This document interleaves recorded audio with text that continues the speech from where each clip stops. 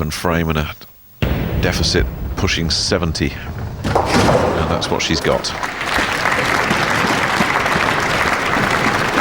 In fact, the deficit now is 80. Well, it's pretty much good night Vienna, good night Manila, I'm afraid. I think we've seen the last of Lisa Rosario in this year's Masters. Yeah, nervous little smile. Almost accepting defeat, I'm afraid. They are big numbers against her. And Paul is not going to stop doing what he's doing.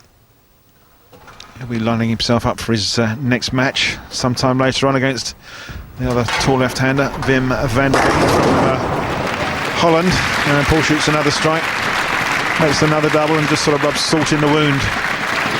Looking ahead, Cass, if Paul can get past Wim, he has the chance, and Wim will have his own ideas about that, of course. Paul would have a chance of revenge against Jens Nickel, who beat him in the final last year. Those two could meet in the semi-final this year. Yes, could be very interesting indeed. Lots of potentials setting themselves up as we go through these matches. We're back with Lisa again, frame 6. We're past the halfway mark. Do they, nice strike there. Do they do direct flights from Barnsley to Manila? Or is she going to have to change?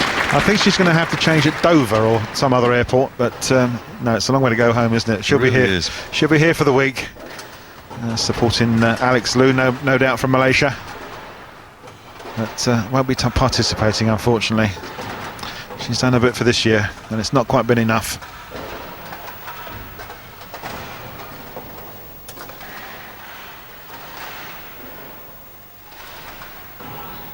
Paul working a double. Well, he's got such a big cushion. If he just stays clean now, he'll win. But, you know, we talked about that line. And looking ahead to his next match against Wim van der Veen, these left-handers, they're used to just bowling in their own line.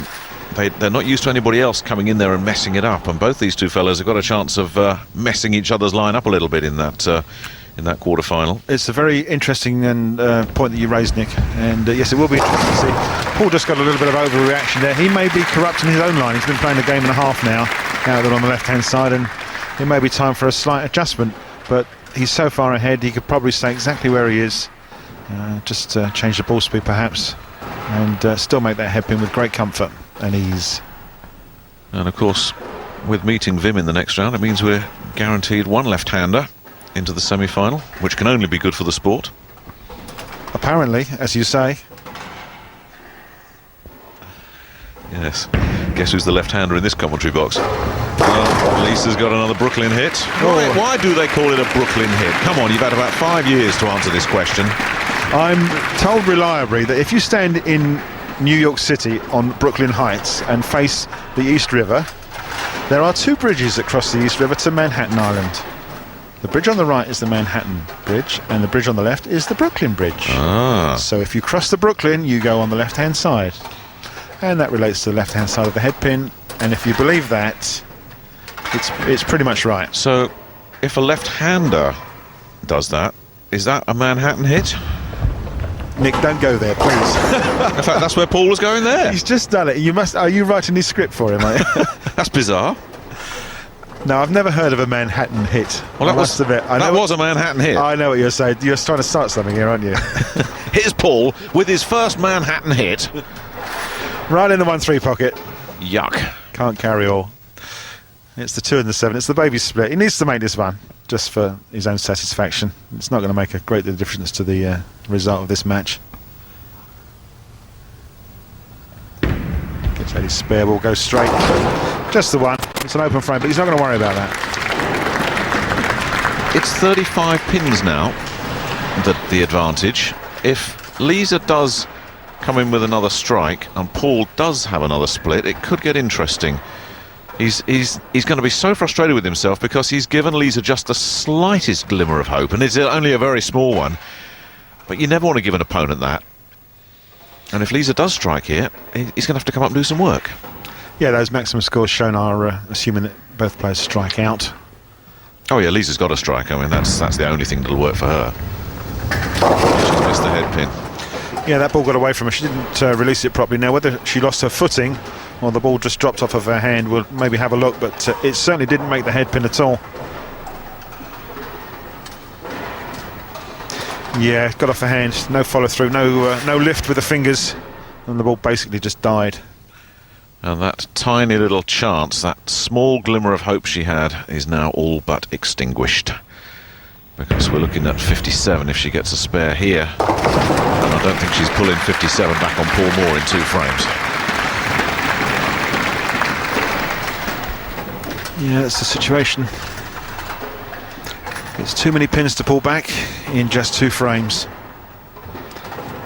So it's not an early bath, but the result comes in early. Do 10-pin bowlers get in the bath after a match? Is that what you do? I don't bowl anymore, so I wouldn't know.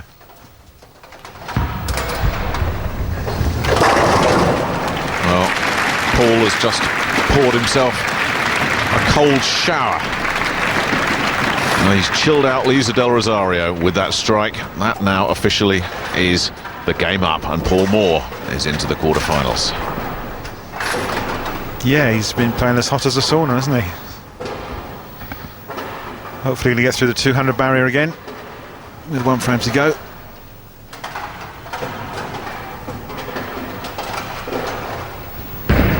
So no pressure on Lisa now. You watch the strikes just start coming. There you go. Always happens. No pressure. The player relaxes and the X's start coming. Isn't it ironic? She's 11 pins ahead in this game. Unfortunately, still 50 odd adrift. This is a much better game from Lisa, this second game. Getting the reaction she was looking for, getting the ball in the 1-3 pocket, and is going to actually go through the 200 barrier.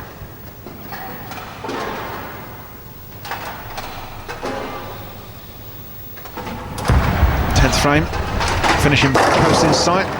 Game, set and match for Paul Moore. Doubles in 9 and 10, earns himself 2 bonus balls. Possible 220 plus game here.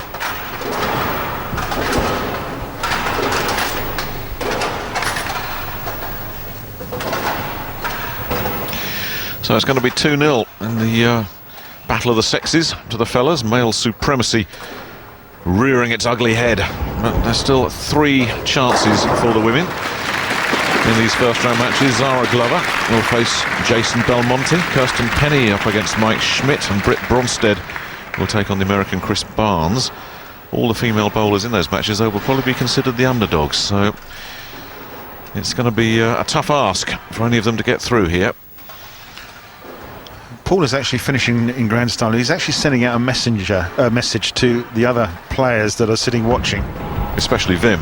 So look at this. That's a funny trick shot for Paul just to finish off. The game's over, he doesn't mind, but he has sent the message out to other players. Look out, I'm on form. Yes, and there's the fella who will have to deal with him next, Wim van der Veen. Paul Moore has set up a quarter-final meeting with him. He finishes with 219 for an aggregate of 433. Consistent.